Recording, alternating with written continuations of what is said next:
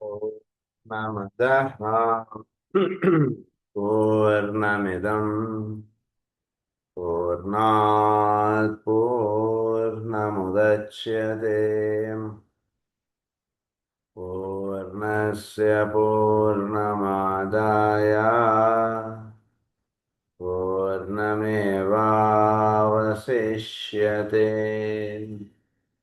ॐ शान्ति शान्ति शान्तिः। असतो मा सद्गमय तमसो मा ज्योतिर्गमय मृत्योर्मा अमृतङ्गमय।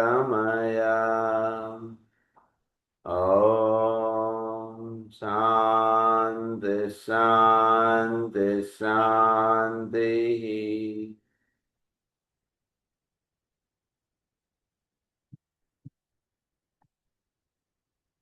సో మనం లాస్ట్ క్లాస్లో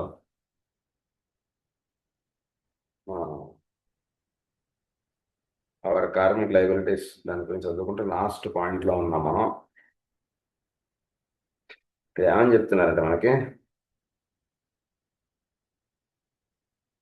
so the goal of the highest initiate was to attain complete control over nature over matter, to unfold the mind principle and to evidence a definite materialism.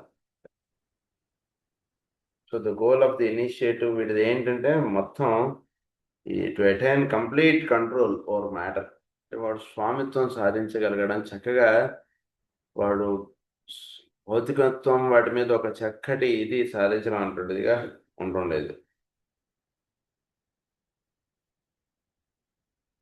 To evidence a definite materialism. In these so distant eons that mankind marked attainment, whereas in this solar system it marks defeat for humanity. This system, including all the planets along with our Earth, has a different goal, and the second divine aspect, that of love, has to be manifested and manifested through the medium of matter impregnated with the qualities developed in system 1. ఈ qualities అనేటువంటి first సిస్టంలో ఉండేటువంటి qualities వీటిలో ఉండిపోయాయి. అందు నుంచి వీడు ఇవే మాటలు మాట్లాడతాడు. బట్ యాక్చువల్గా వీడికి ఇచ్చినటువంటి సిలబస్ వేరు. ఇప్పుడు అప్పుడు ఉన్నటువంటి సిలబస్ వేరు, ఇప్పుడు వీడికి చెప్పబడేటువంటి సిలబస్ వేరు. అందు గురించి ప్రస్తుతం అంతా కూడా ప్రేమ ఆస్పెక్ట్, లవ్ ఆస్పెక్ట్ మీద ఎక్కువగా విషయం అంతా కూడా అందివ్వబడుతుంది ప్రస్తుతం. What was perfection at the time is not so now. అప్పుడు పర్ఫెక్షన్ అన్నటువంటిది ఏదో, ఇప్పుడు అది కాదండి ఈ విషయం అని చెప్తున్నారు. Therefore, the great beings, which are the sum total of all that is, are working through and in substance, which is already tinged or tainted with that which must be left behind and subjected to no further unfoldment.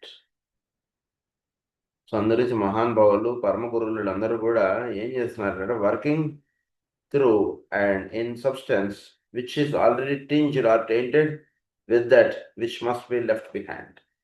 ఈ substance, ఈ వాతావరణం అంతా కూడా, ఉదాహరణకి మనం ఒక ఇంట్లో కొత్తగా అద్దెకి దిగామండి. ఆ అద్దెకి దిగడానికి ముందు ఒకడు ఉండి వెళ్ళిపోయాడు. వాడు ఆ ఇంట్లో వస్తువులు అవన్నీ కొనుక్కొని అక్కడ వదిలేసి వెళ్ళిపోయాడు. మనం వేరు, వాడు వేరు.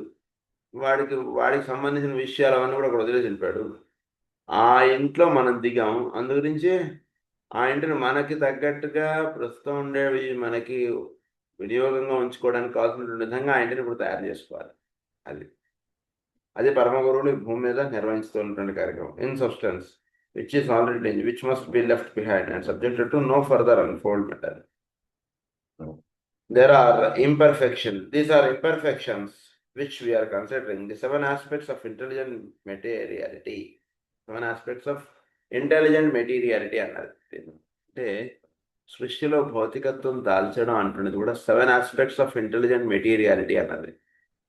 అంటే ఈ 7 రేస్ కూడా మేనిఫెస్టేషన్లో 7 డిఫరెంట్ ఆస్పెక్ట్స్గా మేనిఫెస్ట్ అవుతుంది. భౌతికమైనటువంటి పదార్థం అంటే ఒకటే విధంగా ఉండడం అంటున్నది కాకుండా 7 డిఫరెంట్ ఆస్పెక్ట్స్గా మేనిఫెస్ట్ అవుతుంది. అది సృష్టి విధంగా మేనిఫెస్ట్ అవ్వడం 7 పొరలుగా మేనిఫెస్ట్ అవుతుంది, 7 రకములుగా ఉంటుంది. సృష్టిలో ఉన్నటువంటి పదార్థం కూడా 7 రకాలుగా తెలియబడుతోంది. ఒక్కొక్క రకంగా తెలియబడటంలో ఒక్కొక్క దాంట్లో చిన్న ఇంపెర్ఫెక్షన్స్ అటువంటివి సృష్టిలో దిగి రాబడ్డాయి. అది దీంట్లో అది కూడా ఒక భాగంగా వచ్చేసింది 7 రేస్తో. అది ఇక్కడ ఆ ఇంపర్ఫెక్షన్స్ ఏంటో మనకి ఇన్ని రోజులు మనం చదువుకున్నాం. అది ఇక్కడ విషయం. We are told that the physical body is not a principle. In the last solar system, it was. So, ప్రస్తుతం మనకు ఉన్నటువంటి సోలార్ సిస్టంలో it is here that disease has its seat and expression. It is here that disease has its seat and expression. మనకి disease యొక్క expression ఎక్కడ ఉంది అంటే physical బాడీలో ఉంది. సో ఫిజికల్ బాడీలో ఈ ఇంపర్ఫెక్షన్స్ అన్నీ కూడా ఏర్పడటంలో, ఈ సృష్టి అనేటువంటిది ఏర్పడటంలో ఇంపర్ఫెక్షన్స్ అంటే ఫిజికల్ నేచర్లో ఏర్పడ్డాయి. సో డిసీజ్ అనేటువంటిది ఈ ఫిజికల్ నేచర్లో తెలియబడుతోంది. నిజానికి ఫిజికల్ బాడీ అంటే ఇట్ ఇస్ నో ప్రిన్సిపల్. దాన్ని ప్రధానముగా దాన్ని స్వీకరించి భావించడం అటువంటిది సృష్టిలో ప్రస్తుతం దీంట్లో అది ప్రధానంగా భావించడం అటువంటిది లేదు. క్రితంసారి సోలార్ సిస్టంలో అది ప్రధానంగా భావించి వర్తించడం. కానీ ఇప్పుడు సోలార్ సిస్టంలో ఫిజికల్ బాడీ అటువంటిది ప్రధానంగా స్వీకరించడం అటువంటిది లేదు. ఇప్పుడు ఇక్కడ బాగా అవగాహన చేసుకున్నాం. అందు గురించి in the last solar system it was. In this the principles are different and is in the clash between what is and what will be. ఇక్కడ అందు గురించి ఇక్కడ ప్రిన్సిపల్స్ డిఫరెంట్. ఇక్కడ what is and what will be అంటుండేది ఇక్కడ ప్రధానం. ఇక్కడ నీ చేతిలో ఏది ఇవ్వబడింది, నువ్వు చేరవలసినటువంటి గమ్యం ఏమిటి, ఇంతవరకు what is and what will be అంటుండేది ప్రస్తుతం ఇవ్వబడినటువంటి. క్రితం సోలార్ సిస్టంలో ఏమిటి, దేహమే ప్రధానము, దేహంతో ఉన్నటువంటి ఇదే ప్రధానంగా వర్తింపడింది. ప్రస్తుతం అది ప్రధానం కాదు. అది ఇక్కడ దీని గురించి చాలా రాశారు. మనకి కాస్మిక్ ఫైర్లో కూడా మనం చెప్పుకున్నాం. అంటే దేహం అనేటువంటిది మనకి చంద్రుడి వలన ఏర్పడినటువంటిది. చంద్రుడు అనగా క్రితంసారి సోలార్ సిస్టమ్కి భూమి వంటిది. ఇప్పుడు దాని మీద లైఫ్ ఆస్పెక్ట్ అనేటువంటిది ఏమీ లేదు అసలు. అది ఓన్లీ ఒక డెడ్ ప్లానెట్గా ఉన్నటువంటి దాని నుంచి తయారు చేసినటువంటి దాన్ని ఎంతవరకు కన్సిడర్ చేయడం కరెక్ట్ అటువంటిది మనం ఆలోచించాలి. అందు గురించి ఫిజికల్ బాడీని ప్రిన్సిపల్గా ఇక్కడ స్వీకరించట్లేదు. అది ఇక్కడ రహస్యం. What will to be, what wills to be, అది that we have upon the physical plane, the cause of disease and death. Ponder on these matters and bear in mind that you must see the picture upon a large scale, so large a scale as possible, if there is to be a true understanding of some of the causes of physical ills and disease. అందు గురించి physical ills, disease, death వీటిని మీరు జాగ్రత్తగా బాగా మీరు study చేస్తే అప్పుడు physical బాడీని ప్రిన్సిపల్గా కన్సిడర్ చేయడం అంటున్నది ఉండదు. ఉదాహరణకు హోమియోపతిలో తీసుకున్నాం, దేహం మీద చర్మం మీద కురుపులు వచ్చాయి, దాన్ని ప్రధానంగా కన్సిడర్ చేసి వైద్యం చేస్తాడా? చేయడు కదా. వాడి యొక్క మానసిక కక్ష ఎలా ఉంది, వాడి యొక్క మిగిలిన ఇవన్నీ ఎలా ఉన్నాయి ఏమిటంటే ప్రధానంగా కన్సిడర్ చేసుకుని ఫిజికల్ అదేం లేదు సార్ అది తగ్గిపోతుంటారు. బయటికి డాక్టర్ గారు అలా చెప్పకపోయినా నిజానికి ఏమంటాడంటే వాడు లోపల అనుకున్న ముందు వాడు మానసిక కక్షలో ఉన్నటువంటి రోగం తగ్గితే ఇది ఆటోమేటిక్గా పోతుంది. దీని గురించి పెద్ద ప్రత్యేక మనం మందులు వేయాల్సినటువంటి పని లేదు అంటున్నది ఎలా హోమియోపతి కన్సిడర్ చేస్తాడో అలాగే ఇక్కడ కూడా చెప్తున్నటువంటి విషయం ఏంటంటే ఫిజికల్ బాడీని ప్రధానంగా స్వీకరించి ఇక్కడ పనిచేయాల్సిన అవసరం లేదు. వాడి యొక్క హయ్యర్ ఆస్పెక్ట్స్, వాడి యొక్క అంతర్గా ఉన్నటువంటి విషయాలను వాడు జాగ్రత్తగా అవగాహన చేసుకుంటే అది సరిపోతుంది. ఫిజికల్ బాడీ అంటే దాని యొక్క రిఫ్లెక్షన్ ఇక్కడ పడుతుంది కాబట్టి దీన్ని మనం ప్రధానంగా మనం భావించి మనం వర్తించక్కర్లేదు. అది ఆయన చెప్పారు. దీని గురించి బాగా స్టడీ చేస్తే అప్పుడు డిసీజు దీని గురించి మీకు చక్కగా తెలుస్తున్నారు. దీంతో మనకి ఈ 3rd చాప్టర్ అంటున్నది కంప్లీట్ అయిందండి. ఇప్పటిదాకా మనం అంటే ఎసాట్రిక్ హీలింగ్లో ఒక అధ్యాయం ఫినిష్ చేసుకున్నాం. అంటే the half part of the esoteric healing has been completed. So ఈ దీంట్లో మనకి ఇక్కడ నెక్స్ట్ చాప్టర్ ఏంటంటే 4th చాప్టర్లో సమ్ క్వశ్చన్స్ ఆన్సర్ అంటుంది. సో ఆయన కూడా ఏమంటున్నారంటే మీరు వింటున్నారు, నేను చెప్తున్నాను బాగానే ఉంది, కానీ మీకంటూ ఏమన్నా సందేహాలు ఏమైనా వస్తున్నాయా ఏమిటి అసలు మీ సంగతి? లేకపోతే నేను ఏదో అలా చెప్పుకుంటూ వెళ్ళిపోతున్నాను, మీరు ఫాలో అవ్వలేకపోవడం అంటుండేది ఏమైనా ఉంటుందా ఏంటి అసలు? అందు నుంచి కొన్ని ప్రశ్నలు అంటుంటే వేసుకోవడం చేత మనకి ఏమవుతుందంటే మనకి ఎంతవరకు అర్థమైంది, అర్థమైనటువంటి దాంట్లో ఇంకా కొంచెం డెప్త్గా వెళ్ళి అర్థం చేసుకోవడం, ఇంకా చక్కగా అవగాహనలోకి తెచ్చుకోవడం, ఇలాంటివన్నీ కూడా మనకి నిలుస్తాయి. తెలిసినటువంటి సబ్జెక్ట్ని ఎప్పుడు కూడా ప్రశ్నించడం అటువంటిది మనం చేస్తాం. ప్రశ్న వేయడం చేత ఏమవుతుందంటే దాని గురించి ఇంకా కొంచెం లోతులుగా వెళ్ళి అవగాహన చేసుకోవడానికి అది వినియోగపడుతుంది. ఇక్కడ రహస్యం గురించి ఊరికనే మనం అలా మనం ఇది చేసేస్తుంటే మనకి అందు గురించి మనకు భాగవతంలో కూడా ప్రశ్నించడం అంటున్నది ఉంటుంది. విదురుడు ఎప్పుడు కూడా మైత్రుడిని ప్రశ్నించుతుంటాడు. అలా ఎందుకు జరిగింది, ఇలా ఎందుకు ఉంది, దాని గురించి కొంచెం వివరంగా చెప్పండి అంటాడు. ప్రశ్న వేస్తే దానికి సమాధానం చెప్పుకుంటూ వెళ్తుంటారు మైత్రేయుల వారు. అలా నడుస్తుంటుంది. పరీక్షిత్తు కూడా శుకుడిని ప్రశ్నిస్తూ ఉంటాడు. సో ప్రశ్నించడం అంటుండి చేస్తుంటే ఇంకా డెప్త్లోకి వెళుతుంటుంది అన్నమాట సబ్జెక్ట్. ఇంకా అంటే వాడు వింటున్నాడు, మనం ఇంకో కొంచెం బాగా చెప్తాం, ఇంకా కొంచెం ఇదిగా చెప్తాం అంటుంటే అందులో రహస్యాలు ఇంకా వివరంగా చెప్పడం అంటున్నది ఉంటుంది అంటున్నారు ఆయన. సో అదేవిధంగా మీకు కూడా ఏమైనా ప్రశ్నలు ఉంటే దయచేసి ఆ ప్రశ్నలు అడగడానికి ప్రయత్నం చేయండి. ఎందుకంటే ప్రశ్నించడం చేత ఏమవుతుందంటే సబ్జెక్ట్ మనకి బాగా అవగాహనలోకి నిలుస్తుంది. ప్రశ్నించకపోతే మీరు ప్రశ్నించితే నేను కూడా నాకు తెలియకపోవచ్చు మీరు అడిగే ప్రశ్నకి. దానికి నేను కూడా ప్రిపేర్ అయ్యి మీకు దానికి ఆన్సర్ చెప్పడం చేత మీరు నేర్చుకోవడం అవుతుంది. విన్నవాళ్ళు ఇంకొంచెం అవగాహన వాళ్ళకి పెరిగినట్టు అవుతుంది. నేను ఇంకొంచెం బాగా అవగాహన చేసుకున్నవాడిని అవుతాను. అందు గురించి ఇప్పటివరకు ఇస్సాట్రిక్ హీలింగ్ పరంగా మీకు ఏమైనా సందేహాలు ఏమైనా ఉంటే అవి కూడా మీరు అడగవచ్చు. ఇవాళ క్లాస్లో అడుగుతానా సరే, లేదా నెక్స్ట్ క్లాస్లో సోమవారం జరిగేటువంటి క్లాస్లో మీరు అడుగుతానా సరే, అది మీ వీలు. వాళ్ళు ఇప్పుడు అడుగుతానంటే ఇప్పుడు అడగచ్చు మీరు ఎవరైనా, లేదా మనం ఈ చాప్టర్లోకి మనం వెళ్దాం. సమ్ క్వశ్చన్స్ ఆన్సర్ అంటారు. ఎవరికైనా సందేహాలు ఉంటే అడగండి దయచేసి. ఇసాట్రిక్ హీలింగ్లో మనం ఒక భాగాన్ని మనం ఫినిష్ చేసుకున్నాం. అది ఇక్కడ ప్రధానంగా. ఇందు నుంచి ఏం సందేహాలు ఉన్నా మీరు అడగచ్చు.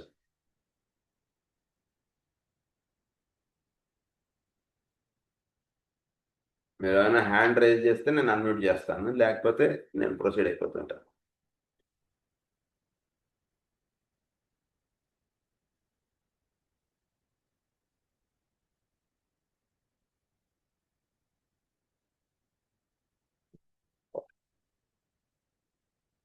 Most questions asked by the neophyte would remain unasked if he had more patience and understood better what he was studying. బాగా అవగాహన చేసుకున్నవాడు ఏమి ప్రశ్నించడు. పూర్తిగా సబ్జెక్ట్ బాగా అవగాహనలోకి వచ్చేస్తుంది అనుకోండి, నాకు చెప్పినటువంటి విషయం, వాడు ఏమి ప్రశ్నించడు. లేదా if you had more patience, వాటిలో పేషెన్స్ ఎక్కువ ఉందనుకోండి, అది ఇంకొంచెం మనం జాగ్రత్తగా వింటే అదే మనకు అర్థమవుతుందిలే, మనం అడగక్కర్లేదని అనుకున్నవాడు కూడా ప్రశ్నించడండి అంటున్నారు ఆయన. Beginners need to await developments in themselves and expand their consciousness normally under instruction. However, the teacher may invite the asking of questions and for reasons. So ఇప్పుడు కూడా క్వశ్చన్స్ అడగడం అటువంటిది సహజంగా పెట్టుకోండి.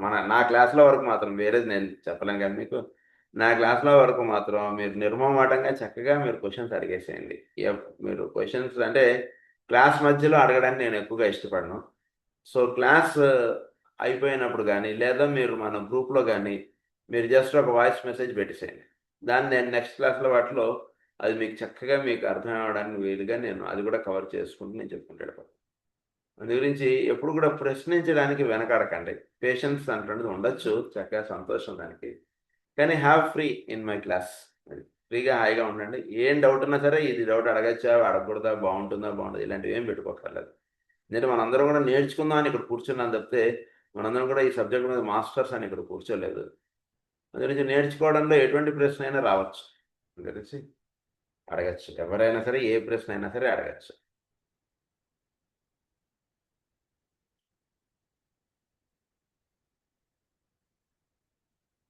Because where a group is involved and members are very intelligent, through their questionings, they could make much progress in learning to know and understand each other.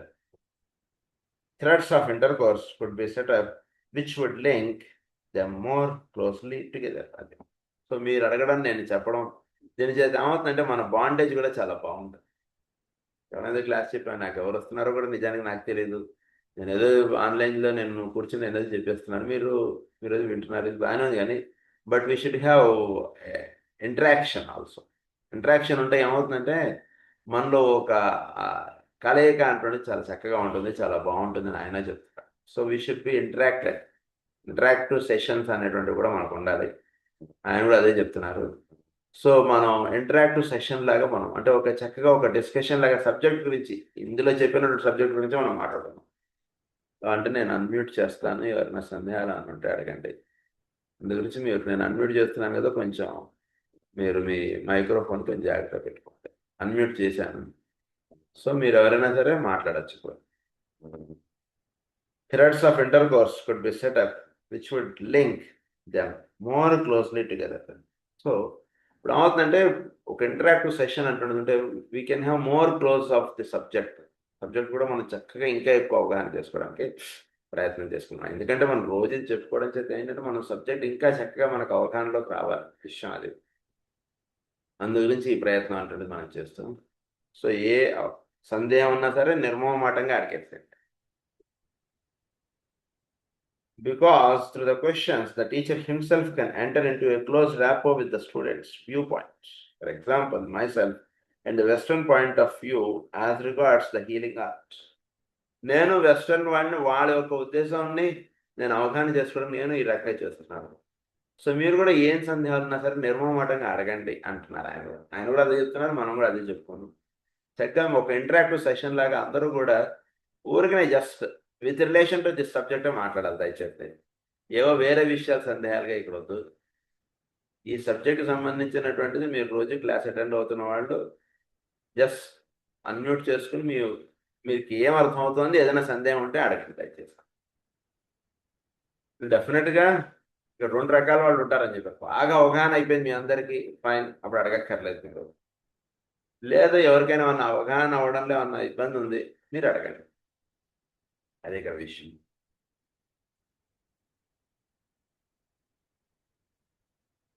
నమస్కారం sir. I'm an oriental, the last analysis. So నేను ఎప్పుడు కూడా ఒక oriental soul అంటారు జ్వాల్కుల్ గారు. నాకు ఎన్నో జన్మలు, మాస్టర్ గారి వర్డ్స్లో కూడా ఇదే చెప్తారు. నాకు ఎన్నో జన్మలు తూర్పు దేశాల్లో ఏర్పడ్డాయి, ఎన్నో జన్మలు పాశ్చాత్య దేశాల్లో ఏర్పడ్డాయి, కానీ బయట ఓరియంటల్ అంటారు. నేను ఓరియంటల్గా ఉంటాను నేను. అందు నుంచి పాశ్చాత్యుల యొక్క దృష్టి, వాళ్ళ యొక్క దీన్ని బేస్ చేసుకుని నేను మాట్లాడడం అంటున్నది కన్సిడర్ చేస్తూ ముందుకు వెళ్తుంటాను నేను అంటున్నాను.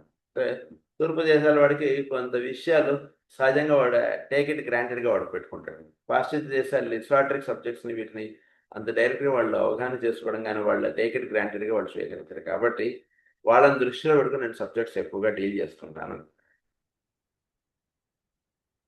And such is my background and training. I may know profoundly more about the healing art than you do and about the energies which constitute the human body. But your point of view, your terminologies and your attitudes of mind are still somewhat foreign to me. వాళ్ళ యొక్క పాశ్చాత్యులు వాళ్ళ యొక్క ఇవన్నీ నాకు ఎన్నోసార్లు అక్కడ పుట్టినా, ఎన్నోసార్లు చేసిన, బట్ మీ విషయాలు ఏంటో నాకు ఇంకా కొత్తగా అనిపిస్తుంది. అదేంటి ఎట్లా ఆలోచిస్తారు మీరు అంటున్నదిగా అనుకుంటున్నాను. స్టిల్ ఫారెన్ టు మీ అంటున్నారు. ఏమంటున్నారు? I may know profoundly more about the healing art than you do. మీరు చేసేటువంటి హీలింగ్ ఆర్ట్ కన్నా నాకు చాలా అడ్వాన్స్డ్ అన్నీ తెలుసు. అయినా మీరు చేసేటువంటి విషయాలు చూస్తే నాకు ఏంటో ఇవన్నీ ఏంటి కొత్తగా అనిపిస్తుంది. ఫారెన్ టు మీ అసలు ఇది ఎలా చేస్తున్నారు మీరు అంటే కొంచెం పాటి ఆలోచించినా మీరు చక్కగా ఇంకా బాగా చేయగలుగుతారు, ఏంటి ఇలా చేస్తున్నారు మీరు అంటున్నది అనిపిస్తుంది. అదే అంటున్నారు. Is my background and training. I may know profoundly more about the healing art than you do and about the energies which constitute the human body, but your point of view, your terminologies and your attitudes of mind are still somewhat foreign to me. కన్నా చాలా advanced విషయాలు ఇవన్నీ తెలుసు, కానీ మీరు చేసేవి చూస్తే ఏంటి ఇలా చేస్తున్నట్టుగా నాకు అనిపిస్తుంది. అంటే ఏంటి, మీరు వంట చేస్తారు, మీరు చేసేటువంటి ఐటమ్స్ ఇవన్నీ కూడా చాలా బాగా చేయగలిగడం, చాలా అందులో ఉంటుంటే అసలు ఏదంత వేయాలి ఇవన్నీ నాకు బాగా తెలుసు, అయినా మీ వంట ఏంటి అలా ఉంటుంది అంటున్నారు ఆయన. అంటే ఏంటి, మీకు వంట చేయడం రాదు అని అర్థం. డైరెక్ట్గా చెప్పడం అలా చెబుతున్నారు. ఉన్నది బేసిక్స్ ఆఫ్ ది సబ్జెక్ట్. ఎందుకంటే మీరు పెట్టుకున్నటువంటి టెక్స్ట్ బుక్లు ఇవన్నీ కూడా నేను శుభ్రంగా చదువుకున్నాను, అన్నీ చదువుకుని ఉన్నాను. బట్ మీరు చెప్పేటువంటి విషయాలు ఇవన్నీ చూస్తే ఏంటి ఇలా మాట్లాడుతున్నారు మీరు అంటున్నదిగా ఉంటుంది నాకు అని అంటున్నారు ఫారినర్స్ వెస్ట్రన్ పీపుల్ని. Your questions would help me to understand your background and your limitations, and so enable me to aid you with greater intelligence. ఇందు గురించి మీకు మీరు అడిగేటువంటి క్వశ్చన్స్ ఇవన్నీ చూస్తుంటే నాకు అప్పుడే తెలుస్తుంది. అంటే మనకన్నా చాలా, అంటే తూర్పు దేశాల్లో పుట్టడం ఆ రకంగా ఆధ్యాత్మికతకి చాలా ఎంతో సాధన చేసుకున్నటువంటి వాడు తూర్పు దేశాల్లో వాడు పుడతాడు. ఆధ్యాత్మికత వేరు, అంటే ఓరియంటలిస్ట్ వేరు, ఆక్సిడెంట్ వేరు. మనం లెసన్స్ ఆన్ అకల్ట్ మెడిటేషన్స్లో ఆ డిఫరెన్సెస్ మనకు చాలా ఇచ్చారు. సో మిస్టిక్ ఎస్వాటరిస్ట్ వీటికి ఎలా అన్నీ చాలా చెప్పారు మనకి. సో ఓరియంటల్గా ఉన్నటువంటి వాడు కొన్ని విషయాలు, అంటే ఆధ్యాత్మికతకు సంబంధించినటువంటి విషయాలు వాడు చక్కగా అలా వాడు ఈజీగా వాడు చెప్తుంటే అవగాహన చేసుకోగలుగుతాడు. ఆక్సిడెంట్గా ఉన్నటువంటి వాడు అవగాహన చేసుకోవడానికి వాడు కొంచెం ప్రయత్నం కావాలి దానికి. ఇది greater intelligence. Because asking of intelligent questions is the occult method of focusing the mind. Asking intelligent questions అడగండి దయచేసి. ఇంటెలిజెంట్ క్వశ్చన్స్ అడగడం చేత ఏమవుతుందంటే focusing. Intelligent questions is the occult method of focusing the mind of synthesizing knowledge. Focusing the mind of synthesizing, అంటే occult way of focusing the mind అంటుండదు. So ఇది కేవలం వినడం అంటున్నది కాకుండా మీరు ఎప్పుడైతే క్వశ్చన్స్ అడుగుతారో మీ మైండ్ ఈ అక్కల్ సబ్జెక్ట్స్ మీద ఫోకస్ అవుతుంది. ఏంటి ఇప్పుడు ఏమైంది లాస్ట్ చెప్పుకునేది ఏంటి దాని మీద మీరు ఆలోచించడం అంటుండి చేస్తే మీరు ఇప్పుడు క్వశ్చన్స్ అడుగుతారు. ఆలోచించడం అంటుండి మనం చేయట్లేదు అనుకోండి, దాని క్వశ్చనే రాదు మనకు అసలు.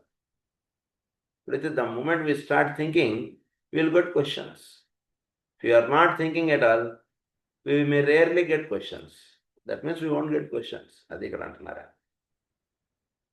సో మనకి ఏముండాలంటే synthesising knowledge and of becoming aware of the field of enquiry. Becoming aware of the field of inquiry and of possible expansion of consciousness. So expansions of consciousness ఇదంతా కూడా వినియోగపడుతుంది. అందు గురించి క్వశ్చనింగ్ అనేటువంటిది పెట్టుకోండి సార్. క్వశ్చన్స్ అడగండి. దానివల్ల మీరు ఎంతవరకు అవగాహన చేసుకున్నారు అనేటువంటిది మనకి ఆయన చాలా చాలా గట్టిగా చెప్తున్నారు. క్వశ్చన్స్ అడగండి అని చెప్పి ఇంకా ఆయన సబ్జెక్ట్లోకి వెళ్ళిపోతున్నారు. అందు గురించి ఒక సెకండ్ ఇక్కడ ఆగుతా నేను. మీరు ఎవరైనా నా క్వశ్చన్స్ ఉంటే దయచేసి అడగండి. So that we can have a more detailed way. అడగండి అన్మ్యూట్ చేసుకోవచ్చు మీరు. నమస్తే సార్. సార్ ఒకసారి రేసు ఏ గ్రహము దాని ఇది ఉంది ఇన్ఫ్లుయెన్స్ ఉంది అన్నది చెప్పండి సార్. ఒకసారి మళ్ళీ అడగండి. నేను ఏ రేకి ఏ గ్రహము అని. ఏ రేకి ఏ గ్రహం అంటున్నది ఇన్ఫ్లుయెన్స్ పడుతూ ఉంటుంది. అది చెప్పండి. సో మనకి ఈ సప్త కిరణాలు ఉన్నాయి. ఈ సప్త కిరణాలు కూడా ఈ మనకి గ్రహములు రెండుగా డివైడ్ చేశారు. ఒకటి నాన్ సేక్రెడ్ ప్లానెట్స్ అన్నారు, సేక్రెడ్ ప్లానెట్స్ అన్నారు. సో ఈ నాన్ సేక్రెడ్ ప్లానెట్స్గా తెలియబడుతున్నటువంటి వాటికి వాటి ద్వారా ఏర్పడేవి కొన్ని ఉన్నాయి. సేక్రెడ్ ప్లానెట్స్ ద్వారా ఏర్పడేటువంటి కొంత ఉంది మనకు మానవుడి మీద ప్రభావం. సో అయితే ఇక్కడ కిరణములు అన్నటువంటి ఈ సప్త కిరణాల చేత సృష్టి అన్నటువంటిది ఏర్పడిపోతుంది. ఉదాహరణకి మొదటి కిరణం ఉందన్నమాట, ఫస్ట్ రే ఆస్పెక్ట్స్ అన్నటువంటివి మనకి ప్రధానంగా మనకి సూర్యుడి ద్వారా మనకు అందుతుంటాయి ఎక్కువగా. సో సూర్యుడి ద్వారా ఫస్ట్ రే ఆస్పెక్ట్స్ అన్నటువంటివి ఎక్కువ అందుతుంటాయి. అంత మాత్రం చేత సూర్యుడు ఫస్ట్ రేకి సంబంధించిన వాడని మాత్రం మీరు దయచేసి అనుకోకూడదు. ఎందుకంటే సూర్యుడిలో, అంటే ఒక గ్రహంలో ఒక భౌతికంగా ఏదైనా ఒకటి ఏర్పడుతోంది అంటే దానిలో 7 రేస్ సంబంధించినటువంటి పొటెన్షియాలిటీస్ అందులో ఉంటాయి. సో ఈ గ్రహముల్లో కూడా ఈ సప్తకిరణములకు సంబంధించినవి అందులో ఉంటాయి. సో ఈ సప్తకిరణములకు సంబంధించినవి వీటి ద్వారా ఎక్స్ప్రెస్ అవుతుంటాయి. ఒక గ్రహం ద్వారా ఒక కిరణం ఎక్కువ ఎక్స్ప్రెస్ అవుతుంటుంది. That doesn't mean that it has some other rays also. So మిగిలిన కిరణముల యొక్క రహస్యాలు కూడా ఆ గ్రహం ద్వారా వస్తుంటుంది. కేవలం ఈ గ్రహం ద్వారా ఇది వస్తుంటుంది. అయితే బేసిక్గా మనకి ఎసాటరిక్ సైకాలజీ వాల్యూమ్ 1లో ఈ టేబుల్ ఇచ్చారు కొంతవరకు. ఏ కిరణం ఏ మనలో ఉండేటువంటి షట్చక్రాలకు సంబంధించినది అనేటువంటిది కూడా మనకి ఎసాటరిక్ సైకాలజీలో ఇచ్చారు.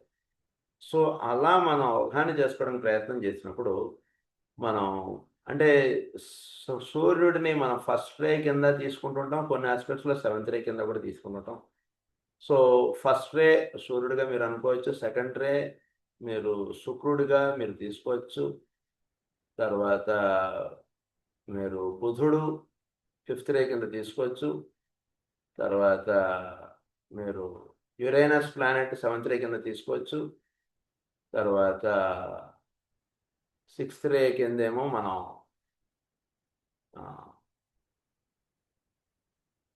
నేను మళ్ళీ ఆ టేబుల్ ఒకసారి నేను చూస్తాను. సో మీరు ఫస్ట్ రే కింద మీరు మార్స్ను కూడా మనం తీసుకుంటాం. మార్స్ కూడా ఫస్ట్ రేకి సంబంధించిన వాడిగా వస్తాడు. తర్వాత చంద్రుడు, సూర్యుడు, చంద్రుడు,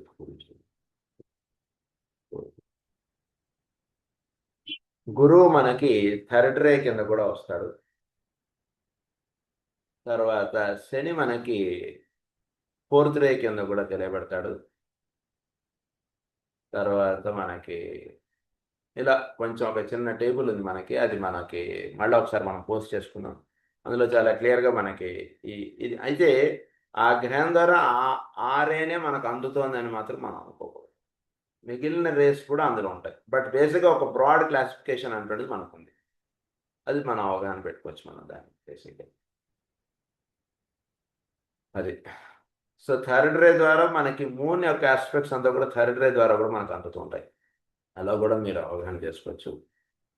సూర్యుడు, చంద్రుడు ద్వారా మనకి ప్రత్యేకమైనటువంటి ఏది కిరణం అందుతుంది అనేటువంటిది లేదు. సో సూర్యుడు, చంద్రుడు, పూజ్యుడు, బుధుడు, గురుడు, శుక్రుడు, శని. తర్వాత మనకి వల్కాన్ ద్వారా మనకి ఫిఫ్త్ రే, నాకు గుర్తుండే ఫిఫ్త్ రే అందుతుంది అనేటువంటిది కూడా ఆయన చెప్పారు మనకి. సో ఇవి మనకి బేసిక్గా మనకి 7 రేస్ గురించి ఇది అవగాహన చేసుకోవచ్చు.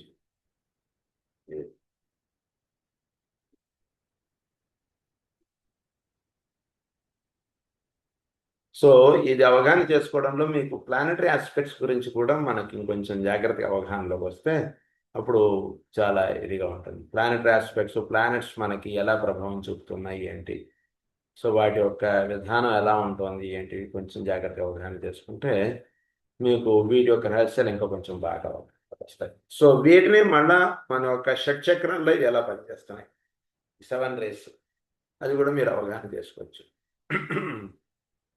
అది సో 7 రేస్ కూడా మనలో ఈ షట్చక్రాల్లో ఫస్ట్ రే మన యొక్క సహస్రారానికి సంబంధించినదని, సెకండ్ రేనేమో మన యొక్క అనాథ చక్రమునకు సంబంధించినదని, సెవెంత్ రేనేమో మన యొక్క మూలాధార చక్రమునకు సంబంధించినదని, తర్వాత మన యొక్క థర్డ్ రేనేమో మన యొక్క ఆజ్ఞా చక్రమునకు సంబంధించిందని కానీ, సో మన యొక్క ఫిఫ్త్ రేనేమో మన యొక్క విశుద్ధి చక్రమునకు సంబంధించిందని, ఈ రకంగా మనం 7 సెంటర్స్ను కూడా ఈ రకంగా మనం లింకప్ చేసుకోవచ్చు మనం.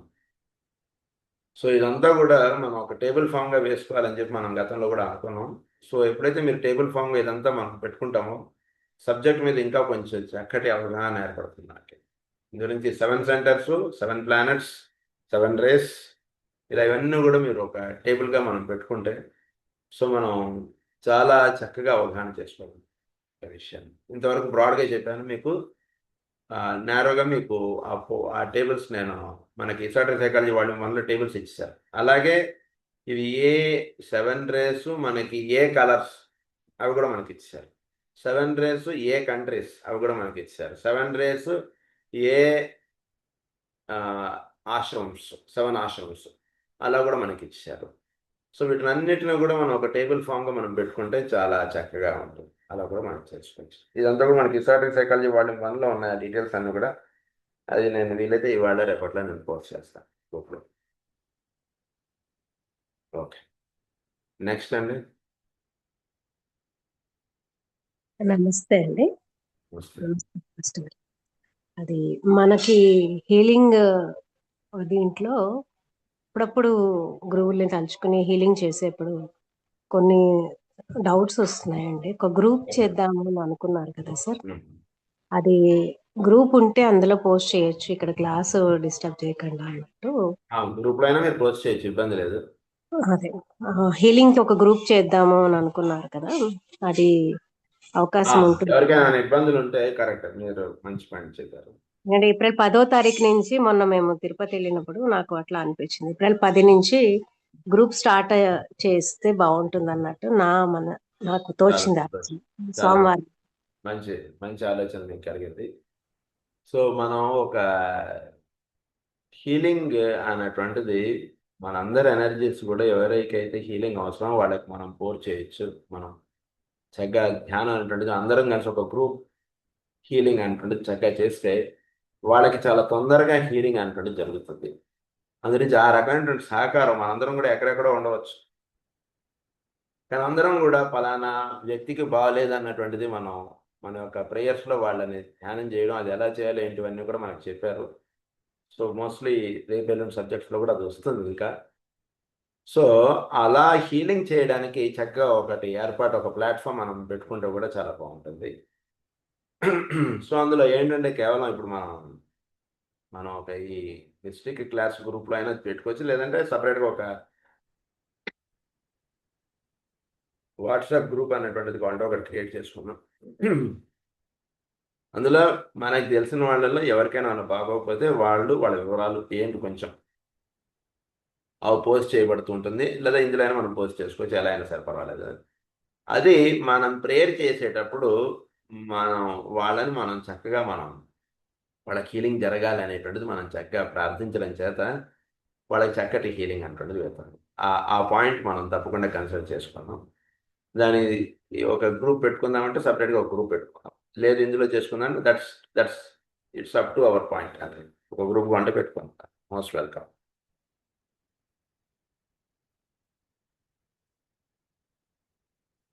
Next.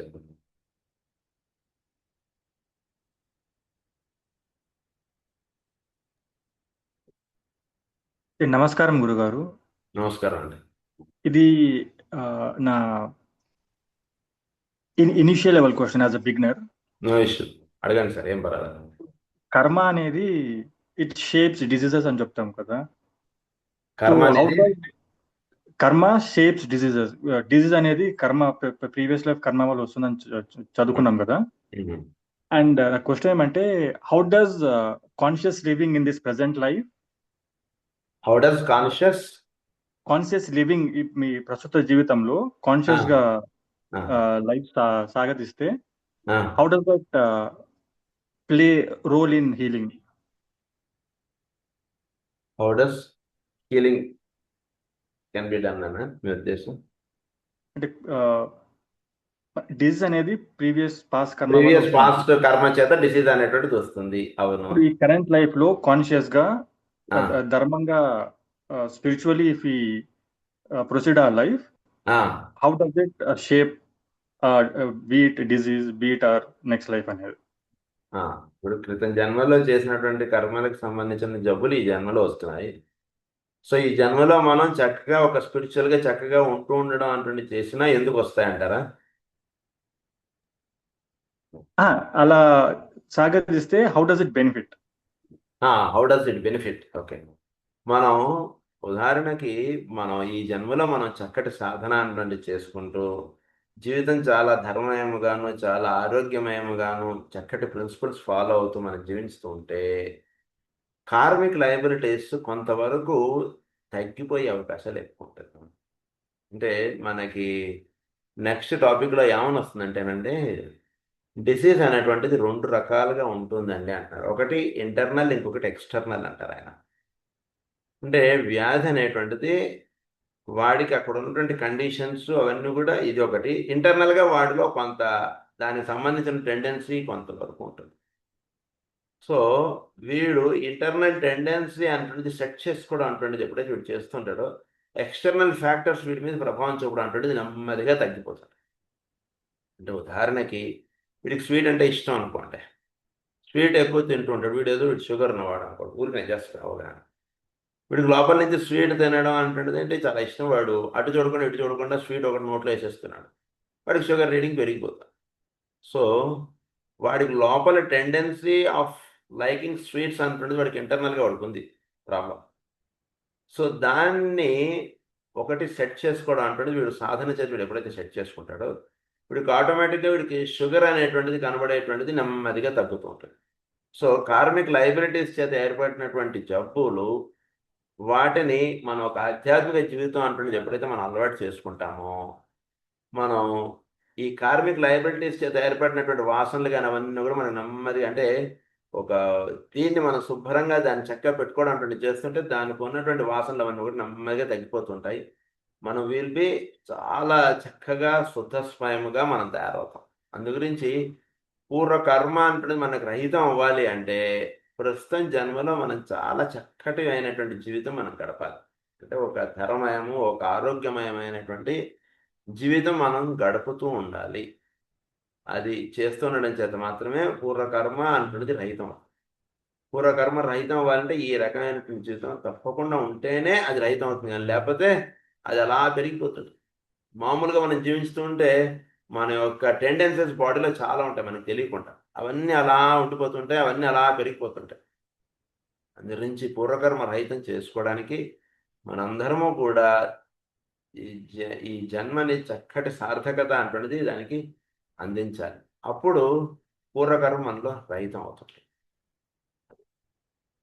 It has great benefit if we lead our life in more spiritual way.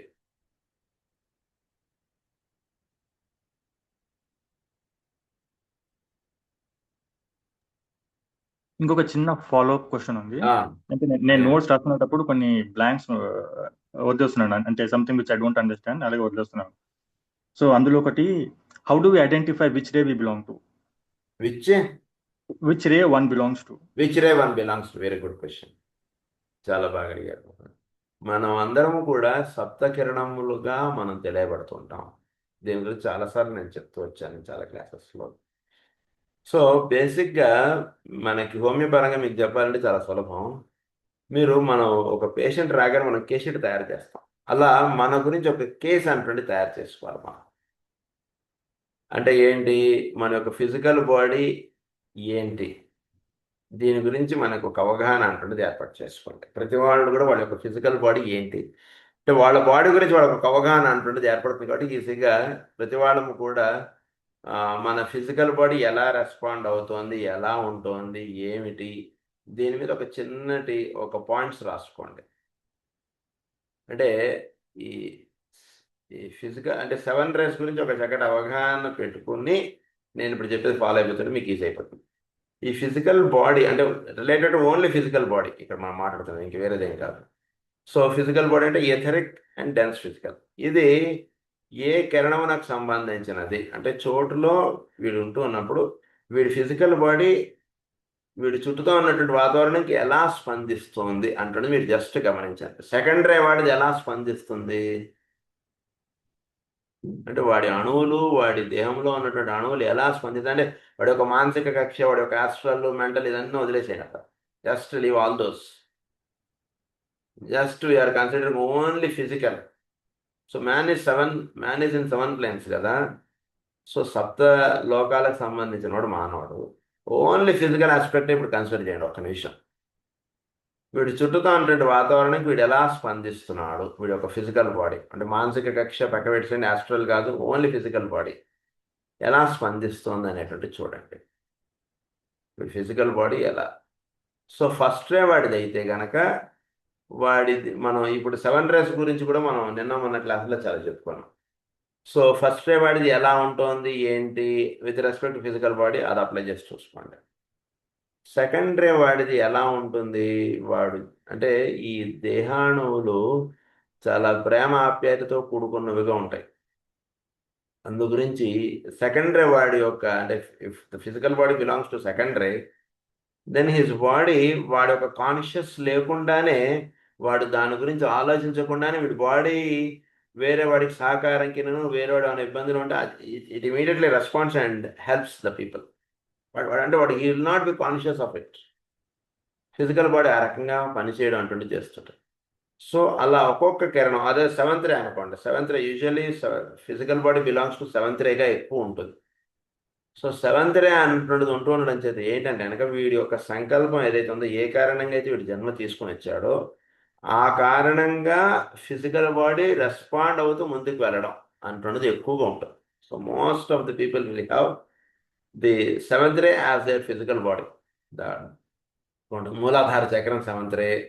So physical body, physical nature is all seventh. So seventh ray ఎక్కువగా ఉండే అవకాశాలు ఎక్కువ ఉంటుంది. అంత మాత్రం అందరికీ కూడా సెవెంత్ రేనే ఫిజికల్ బాడీ ఉంటుందని అనుకోకండి. ప్రతి ఏ కిరణందైనా ఉండవచ్చు. బట్ సెవెంత్ రే అంటున్నది ఈజీగా అండర్స్టాండ్ అవుతుంది కాబట్టి చెప్తున్నాను. సో వాడు ఏ కారణంగా అయితే జన్మ తీసుకుని వచ్చాడో ఆ కారణంగా వీడి యొక్క బాడీ రెస్పాండ్ అవ్వడం అంటుండే చెప్తాను. ఉదాహరణకు వాడి యొక్క పూర్వ వాసనలు, ఇదంతా వాడి ఫిజికల్ బాడీ అది డైరెక్ట్గా మీకు స్పందించేస్తుంది. ఫిజికల్ బాడీ ఆ వాతావరణానికి వెళ్ళేడికి హీ ఫీల్ సంథింగ్ డిఫరెంట్. ఆ బాడీ అటువైపుగా వాడిది అట్రాక్ట్ అయిపోతుంది. ఆ వాతావరణానికి వాడు ఇదైపోతుంటాడు. That is his body belongs to seventh ray అని అర్థం ఇక్కడ. సో సెవెంత్ రే ఉండడం చేత వాడు దేనికైతే వాడు సాధన చేసుకుంటూ ఉన్నాడో ఆ వాతావరణానికి వెళ్ళేడుకు వాడి బాడీ అక్కడ he feels very Joy in that atmosphere. అది వచ్చేస్తున్నాడు సాయంత్రం. సో అలా ఫిజికల్ బాడీ ఏదికి సంబంధించిందో అది చూసుకోండి. అలాగే నెక్స్ట్ ఆస్ట్రల్ బాడీ ఏ కిరణంకు సంబంధించిందో చూసుకోవాలి. అలాగే వాడి యొక్క మెంటల్ బాడీ ఏ కిరణంకు సంబంధించిందో చూసుకోవాలి. వాడి యొక్క పర్సనాలిటీ ఏ కిరణంకు సంబంధించిందో చూసుకోవాలి. వాడి యొక్క సోల్ ఏ కిరణంకు సంబంధించిందో చూసుకోవాలి. ఇక్కడ దాకా చూసుకునే చాలు. సో ఈ సోల్ నేచర్ దాకా వీడు జాగ్రత్తగా ఏ కిరణంకు అంటే physical, astral, mental, personality, soul, పైన మొనాడ్. సో మొనాడ్ అంటున్నది మనకు అవగాహనలోకి రాదు. మనం ఇక్కడ దాకా మనం పెట్టుకోవచ్చు సోల్ దాకా. సో వీడి యొక్క పర్సనాలిటీ అంటే ఏంటి? వీడి యొక్క సమ్మిశ్రంగా వీడుగా తెలియబడేటువంటి వాడు. వీడి యొక్క భావములన్నీ కూడా ఏ కిరణంకు సంబంధించినది అంటే వీడి యొక్క భావాలన్నీ కూడా వీడు ఒక పేపర్ మీద నిర్మోహమాటంగా రాసుకోవాలి. అలాగే వీడి యొక్క కోరికలు, వీడి యొక్క ఆస్ట్రల్ ప్లేను అది ఏ రకంగా ఉంది అంటున్నది, ఎమోషనల్ నేచరు అవన్నీ ఎలా ఉంటున్నాయి ఏంటి అనేటువంటిది ఒక పేపర్ మీద రాసుకోండి. సో దాన్ని బట్టి ప్రతివాడు కూడా వాడి యొక్క తత్వానికి సంబంధించినదిగా వాడు రెస్పాండ్ అవుతుంది. దాన్ని బట్టి వాడు ఆ కిరణమునకు సంబంధించిన వాడని మనం చెప్తాం. సో సోల్ రే కొంచెం అవగాహన చేసుకోవడానికి కొంచెం టైం పడుతుంది ఫస్ట్. ఎందుకంటే సోల్ లాంగ్వేజ్ వీడు ఫస్ట్ అవగాహన చేసుకోవాలి. ఫస్ట్ సోల్ ఏం చెప్తుంది, వీడు సోల్ అది కొంచెం టైం పట్టేటువంటి వ్యవహారం. అందుగురించి సోల్ రే డైరెక్ట్గా సాధన స్టార్టింగ్లో ఉన్నటువంటి వాడికి అవగాహన అవ్వడం కష్టం. అందుకని ఫస్ట్ ఈ 4 స్టెప్స్ కొంచెం ఈజీ. వాడి యొక్క భావములు ఎలా ఉంటున్నాయి, వాడి యొక్క కోరికలు ఎలా ఉంటున్నాయి, వాడి యొక్క ఎమోషనల్స్ ఏ రకంగా వస్తున్నాయి వాడికి, వీటిని జాగ్రత్తగా రాసి పెట్టుకుంటే వీడి ఏ కిరణంకు సంబంధించిన వాడు వాడు వచ్చేస్తున్నాడు. సో ఆ రకంగా తెలుసుకోవాలి. ప్రతి వాళ్ళము కూడా ఇవి తెలుసుకున్న తర్వాత వీడి యొక్క పర్సనాలిటీ రే తెలుస్తుంది. పర్సనాలిటీ రే తెలిసిన తర్వాత వీడి సోల్ రే తెలుసుకోవాలి. తెలుసుకున్న తర్వాత ఆ రేకి పలానా వారు గురువు గారు అంటున్నదిగా మనకి ఇవ్వబడింది. 7 మాస్టర్స్ బిలాంగ్స్ టు 7 రేస్.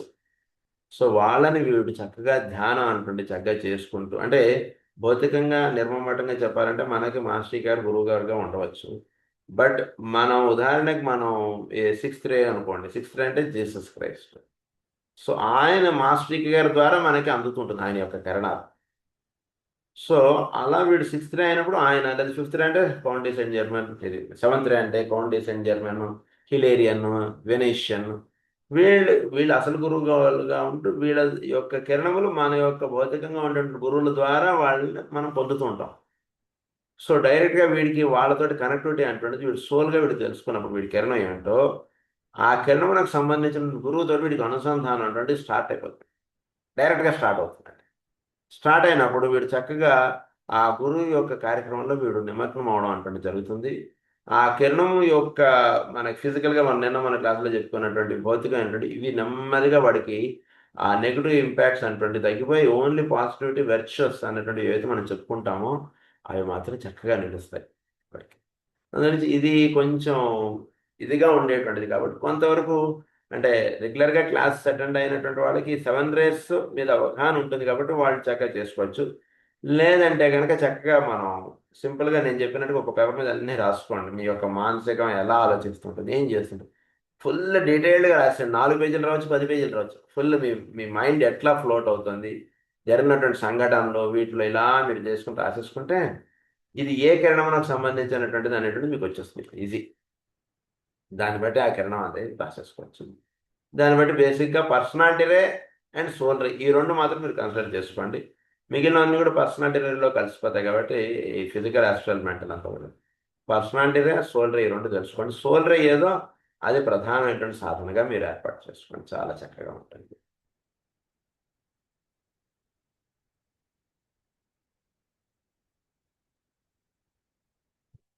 ఇంకెవరికైనా ఏమైనా క్వశ్చన్స్ ఉన్నాయా? Feel free to ask. అది చక్కగా ఆయన బాగా అడుగుతున్నారు నాగరాజు గారు, వెరీ గుడ్.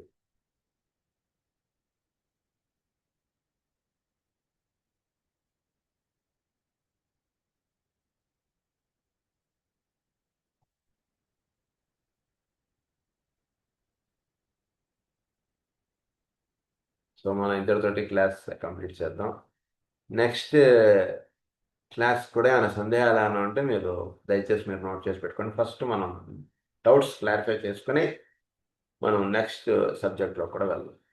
స్వస్తి ప్రజాభ్య పరిపాలయంత న్యాయేన మార్గేణ మహీం మహేశా గో బ్రాహ్మణేభ్య సోమస్తని లోకా సమస్తా సుఖినో లోకా సమస్తా సుఖినో లోకా సమస్తా సుఖినో. ఓం శాంతి శాంతి.